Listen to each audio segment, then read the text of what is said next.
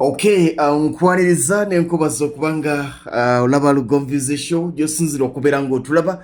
Mwebale nnyo, mwebalire ddala olunaku olwaliro olwa Sunday, ennaku z'omwezi tubala 16 omwezi gwa 7 omwaka 2023. Njagala okusooka okuyozayoza abafulidde obuwanguzi mu mwezi guno n'omwezi oguwedde, ate n'ensaasira abalina okusomoozebwa, ababbiddwako ensimbi zaabwe, abanyagiddwa, abafeereddwa n'ebiringa ebyo nja kubasaasira, ate nammwe abatuuse ku buwanguzi muyoge.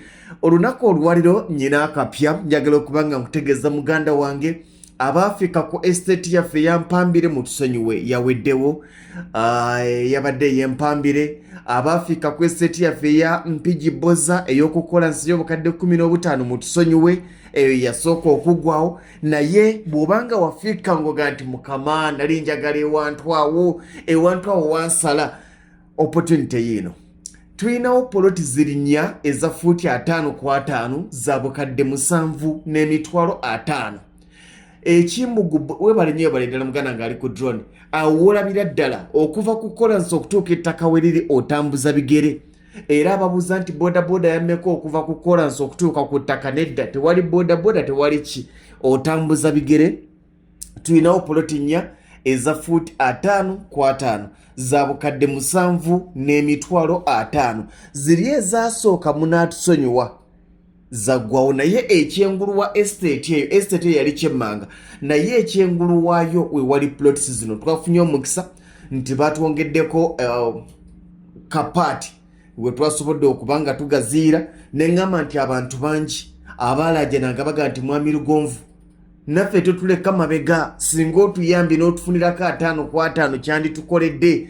Kaakati gamba nti omukisa guguno ku bukadde 7,500 fuuti 5 ku 5 Mpigi Bboza mu Mpigi Town Council otambuza bigere okutuuka ku Kolansi, okuva ku Kolansi okutuuka ku ttaka waggulu awo otambuza bigere. Mujjukira bulungi nnyo estate eno, ate ng'okuva mu tawuni y'Empigi okutuuka ettaka lino we liri bodaboda ya 2,000, naye nga ne bw'oba tozirina otambulawo, kubanga okuva ku kitebe kya disitulikiti okutuuka ettaka we liri kilomita 1. N'olwekyo gamba nti bw'obanga weetegese ngoga nti nzaawe njagalira ddala, kijja kubanga kikolera muganda wange ku bukadde 7,500 fuuti 5 ku 5. Ennamba y'essimu kweri ya 0753 98 56 39 0753 98 56 olunaku olw'enkya lwa Monday. Enkya lwa Monday, n'olwekyo gamba nti munengo banga weetegese jangu tulabe ku bukadde 7,500 fuuti 5 ku 5 ku Kolansi kwennyini kyenkana Kolansi wuuyo ettaka lirino wansi wano. N'olwekyo nzikiriza okuba nti wano en operation bagita Ffenna Tuzimbe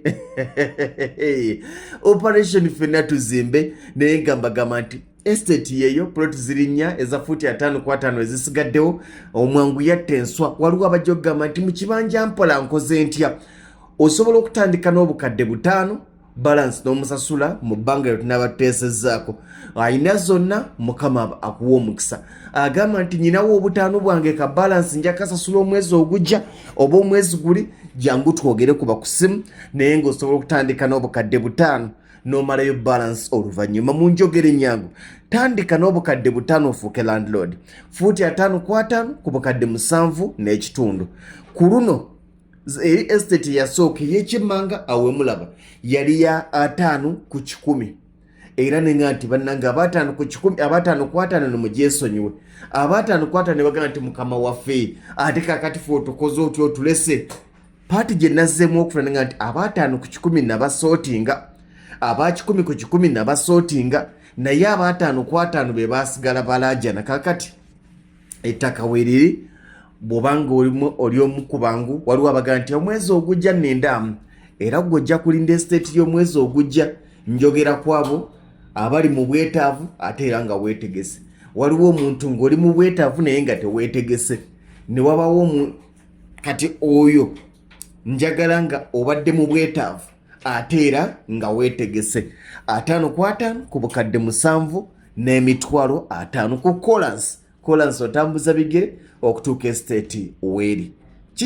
kinsobola okwongerako amazima sikiraba estate weri ogiraba bulungi n'olwekyo gamba nti go wenna bw'obanga oga nti nandyagadde nange waakiri omwezi guno ogw'omusanvu guleme kumpitako olwaliro ennaku z'omwezi 16 guleme kumpitako kuba essimu eya 0753 98 56 39 ofuuke landlord ku poloti eya 5x5 n'obukadde 7 n'emitwalo 5. Mpigi Bboza mubeere bulungi mweraba.